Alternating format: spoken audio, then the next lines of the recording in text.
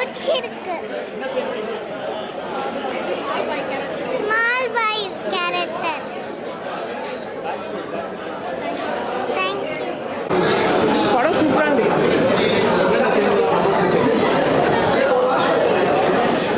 Whole மூவியுமே பிடிச்சிருந்துச்சு.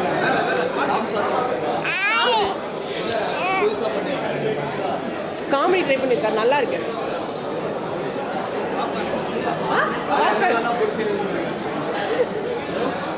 அந்த பையன் ஆக்டிங் சூப்பராக இருந்துச்சு. அன்பு ஆக்டிங் சூப்பராக இருந்துச்சு. புரியல. ஹீரோ சிவா சூப்பராக தான் பண்ணியிருக்காரு. ஹீரோயின் காமெடியாக இருக்கா, நல்லா இருக்கு படம்.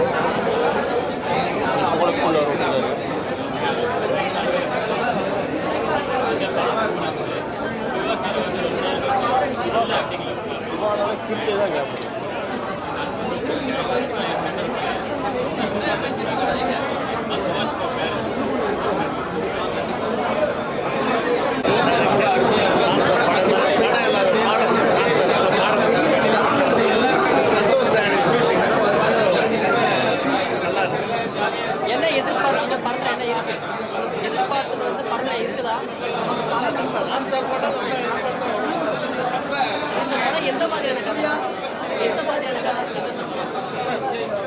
எல்லா விதத்தில் நல்லா இருக்கும். குடும்பத்தோடு பார்க்கலாம், பசங்களோட சேர்ந்து பார்க்கலாம். Music super.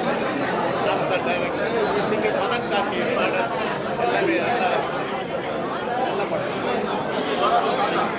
ரொம்ப நன்றி. நேற்று மாலையிலிருந்து மீடியா சப்போர்ட் வந்து ஒவ்வொரு இதாக இருக்குது. ரிலீஸே அந்த ஃபிலிம் கமலா தியேட்டர் பர்சனலாக தங்கமணியோடைய முதல் ஷோ இருந்துச்சு. அப்போ அவங்க ஃபாதர் இதே மாதிரி கூட சந்திக்கிறாரு. அண்ட் இந்த தேட்டருக்கும் என்னோட மெமரி நிறைய முதல் படத்துடைய என்னுடைய தரமணி கட்டத்தோடு பேர் உங்களுடைய முதல் காட்சி நீங்கள் பார்த்துருக்கேன். இந்த படத்துக்கு நீங்கள் ஃபஸ்ட்டு சொல்லியிருந்தீங்க. ஆக்சுவலாக எல்லா தியேட்டர்ஸ்லையுமே ஷோஸ் இன்க்ரீஸ் ஆகிருக்கு. படத்துக்கு கிளாஸ் நான் ஆக்சுவலாக என்ன படம் பார்க்க மாட்டேங்குது, கிளாஸ் கேட்டுக்கிட்டே இருக்குது. ஸோ உங்கள் படம் வந்து மக்கள் மினிமம் கேரண்டி கண்டிப்பாக நம்ம போனால் நம்ம வந்து அந்த ரூபாய்க்கு ஏமாற மாட்டோம், சந்தோஷமாக வருவோம். Thank you thank you. இப்போ முதல்ல நான் வந்து ஒரு நகைச்சுவையான படம் எடுத்தீங்க எல்லாரும் சொல்கிறாங்க. நான் ஃபஸ்ட் டைமாக தேட்டர் விட்டு ஆடியன்ஸ் சிரிச்சிட்டே வரதை என் படத்தை தான் ஃபஸ்ட் டைம் நான் பார்த்தேன். அது ஒரு புது எக்ஸ்பீரியன்ஸாக இருந்துச்சு எனக்கு.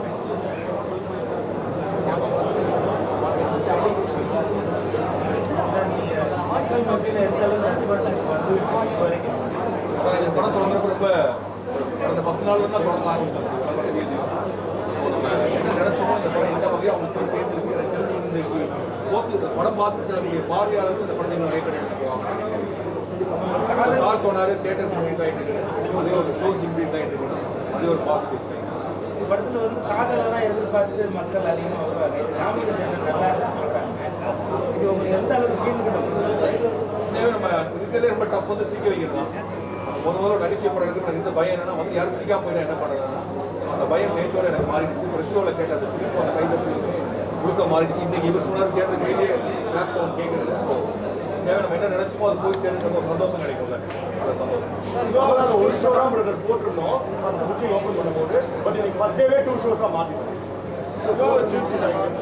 சிவா சிவா அகில உலக சூப்பர் ஸ்டார் தான் நிஜமாவே. நான் வந்து ஒரு கிராமத்து போய் ஷூட் பண்ணிட்டு ஒரு சனிக்கிழமை 4000 பேர் வந்துட்டாங்க. ஷூட்டிங் நிறுத்த வேண்டியதாகிடுச்சு. அப்போ தான் நான் நினச்சேன் வந்து அவருடைய நகைச்சுவை அவர் பேசுகிற இளைஞர் தமிழ்நாட்டுக்கு எல்லா இடங்களுக்கும் போய் சேர்ந்த ஒரு நடிகர். அவர் ரொம்ப யதார்த்தமாக நடிக்கக்கூடியவர். இந்த படத்தில் நகைச்சுவை இருக்குது, யதார்த்தமாக இருக்குது. ஒரு ரொம்ப பெஸ்ட் அப்பாவாக நடிக்கும்.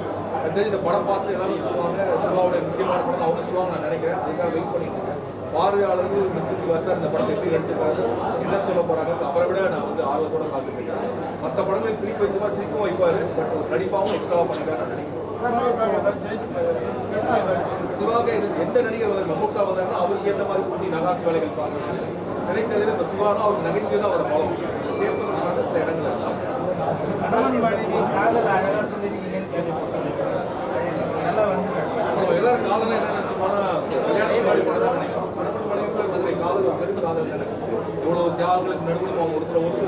செல்லமாகவும் கோபமாக ரொம்ப பெரிய பெரிய இருக்கு.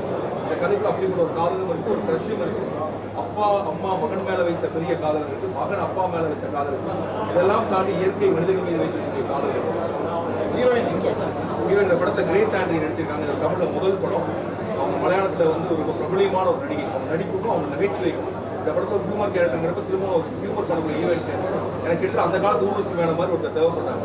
கிட்டத்தட்ட அந்த மீட்டில் நடிக்கக்கூடிய எனக்கு ரொம்ப பிடித்த நடிகை வந்து கிரேஸ் ஆண்ட்ரி. இந்த படத்தில் அவங்க நடிக்கணுங்கிறதுக்காக ஆசை போராடி அவங்க தருவாங்க. ஆக்சுவலாக படம் பார்த்து வெளில வரவங்க மிச்சி சிவாசார் எவ்வளோ பாராட்டணும் அவங்களையும் அவங்க பாராட்டணும். இந்த படத்தில் திரும்பவும் அஞ்சலி என் படத்தில் எனக்கு உதவி செய்யறதுக்காக ஒரு சிறு கனவு நடிச்சு கொடுத்துருக்காங்க. கற்றது தமிழ் ஆனந்தியை எப்பவும் நம்ம எல்லாரும் நினைக்கிறோம்.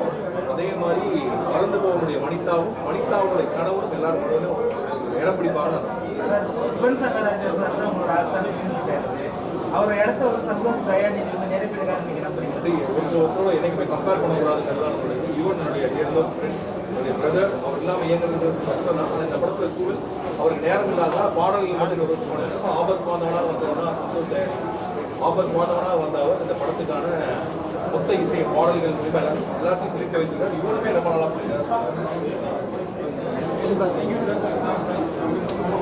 பேரன் மாதிரி ஒரு சில படம்லாம் அவங்க கொண்டாடுறதுனால காலத்தை தாண்டி கொண்டாடுறாங்க. அது ரசிகர்கள் மத்தியில் அதை நீங்கள் எப்படி பார்க்குறீங்க? இல்லை, பேரன்பு அந்த காலத்திலே கொண்டாடுறாங்க. பேரன்பு வந்து இமீடியட்லி மம்முட்டியுமே ஒரு ஸ்டேஜில் இருந்து எங்கள் படத்தை வந்து அந்த நிறைய பேர் பார்த்ததுக்கு எனக்கு நான் எடுத்த படத்தில் இப்போ வணிக ரீதியான வெற்றி பேரன்பு தான். அது பேரன்பு தான் அந்த ரசிகர்கள் கொண்டாடும்படி அதை எப்படி நீங்கள் பார்க்குறீங்க? ஒரு படம் அந்த காலத்தையும் கொண்டாடப்படும், அதை தாண்டி வரக்கூடிய காலத்தையும் கொண்டாடப்படும். முதல் படம் கட்டுரை வந்து இன்னும் யாராவது ஒருத்தர் பார்த்தா தானே சந்தோஷம். இன்னைக்கு எடுத்த படம் மனசாயிடுச்சுன்னா வேஸ்ட் ஆகிடும். நான் என்னோட படம் இந்த வெள்ளிக்கிழமை எனக்கு ஓடணும். பல வெள்ளிக்கிழமைகளை தாண்டி என்னைக்கோ பிறக்க ஒரு இன்னொரு பையன் இந்த படம் எடுக்கிறப்ப பிறக்காத ஒருவர் நாளைக்கு 20 வருஷம் கழிச்சு இந்த படம் பார்த்தா அவருக்கு பிடிச்சதான். அதான் உங்களுக்காக ஓவர் எல்லா ஃபிலிமேக்கர்ஸும் வந்து இணையறாங்க. சோஷியல் மீடியாவில் அவ்வளோ கொண்டாடப்படுறதை பார்க்க முடியுது. உங்களுக்கு அது என்ன மாதிரியான ரொம்ப பொறுப்புணர்ச்சி அதிகமாக பிரியத்தினுடைய வெளிப்பாடு தானே அது.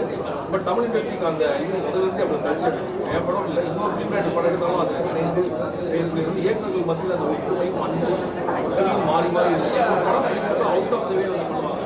ஸோ அது என்ன பண்ணுறோம்னா இன்னொருத்தர் படம் பண்ணப்போ நம்மளும் அதை பண்ணுறோம். ஸோ இது இப்போ ஒரு ரிலே ரேஸ் மாதிரி இது நடந்துகிட்டே இருக்குது. தமிழ் சினிமாவுக்கே இருந்தது பிரத்யேகமான ஒரு அடையாளம் இல்லாட்டி ஒரு நல்ல படம். ஆடியன்ஸ் ஒரு இடத்துல வாங்க ஜாலியாக இருக்கேன், என்ஜாய் பண்ணுங்க. இந்த படம் திரும்ப திரும்ப சொல்றது ஒன்றுதான். எவ்வளோ கஷ்டம் இருக்கலாம், எவ்வளோ பிரச்சனை இருக்கலாம், கஷ்டம் வந்தால் டியூஷன் போயிட்டே இருக்கு. வாழ்க்கையை என்ஜாய் பண்ணணும், செலிப்ரேட் பண்ணணும், குழந்தைகளோட டைம் ஸ்பெண்ட் பண்ணணும், மலை ஏறும், மரம் ஏறும், பார்க்க ரசிப்போம், பார்க்க சுவாசிப்போம், நீச்சல் கொடுக்க குளிப்போம், ஹாப்பியாக இருக்கும்.